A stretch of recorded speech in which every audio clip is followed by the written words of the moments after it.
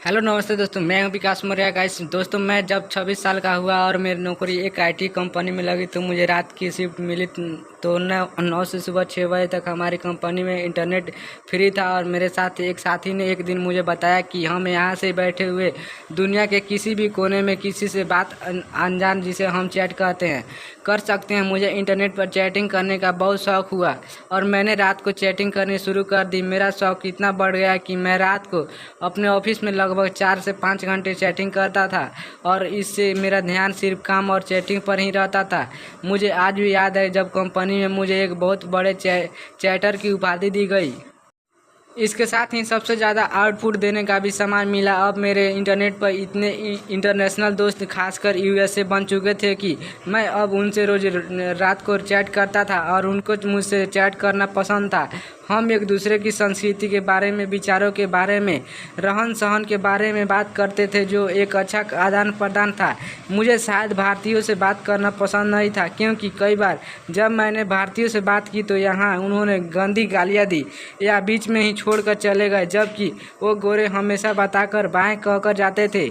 इस चैटिंग ने मुझे अपना इतना बड़ा गुलाम बना दिया कि अब मैंने शनिवार और रविवार को साइबर कैफ़े में जाना शुरू कर दिया और चैट कर रहा था कि अचानक किसी का मुझे चैट पर इनविटेशन आया। और मैं जब उससे उसका एहसास ऑल पूछा तो उसका जवाब आया।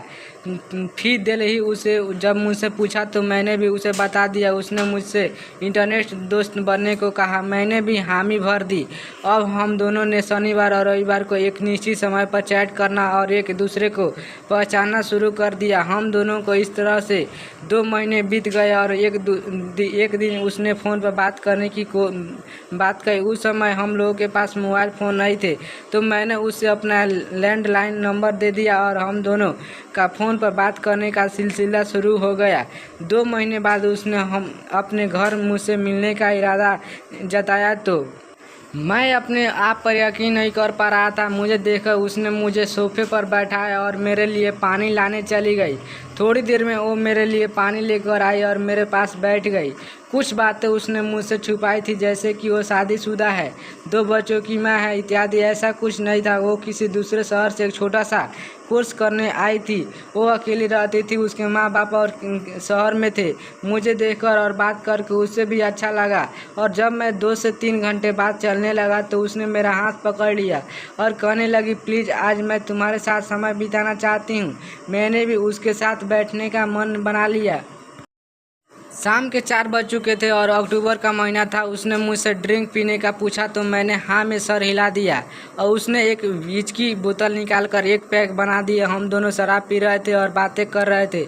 हम दोनों ने एक ही पैक लिए होंगे कि बिजली चली गई और मौके की नज़रअंदाज देखकर उसने अपना हाथ मेरे हाथ के ऊपर रख दिया और धीरे से मेरे कान में कहा कि मैं उसे बहुत पसंद हूँ। मुझे अजीब लग रहा था, लेकिन शराब के सुरूर ने मुझे एक शक्ति दी और मैं अपनी बाहों में भर लिया। हम दोनों अब एक दूसरे को बाहों में लेकर अपने वो सब होठों का आनंद ले रहे थे। उस वक्त हम दोनों अपने आप को इतना करीब समझ रहे थे कि हमें कुछ और नहीं सूझा। और उसने मुझे अपने कमरे का रास्ता दिखाई दिया और अब हम दोनों उस बिस्तर पर एक दूसरे के महसूस कर रहे थे। उसका भी शायद यह पहली बार था, मैं भी। मेरा काफ़ी मुश्किलों के बाद जब हम दोनों जिस्म और एक जान हुए तो एहसास शायद ना भूलने वाला है। शायद मैंने अपनी ज़िंदगी में पहली बार किसी के साथ इतना अच्छा समय गुजारा था। 1 साल के बाद वो फिर और किसी और शहर में चली गई और फिर उसके बाद उसका कोई पता नहीं चला। हेलो नमस्ते दोस्तों, मैं हूं विकास मौर्य और आज की इस वीडियो में आपको आज का यह स्टोरी आपको कैसी लगी प्लीज़ गाइस कमेंट करके जरूर बताइएगा। और ऐसे ही स्टोरी सुनने के लिए गाइस प्लीज़ हमारे चैनल को दबाकर सब्सक्राइब कीजिए, ताकि आने वाली वीडियो को नोटिफिकेशन आपको लेटेस्ट में मिलती रहे।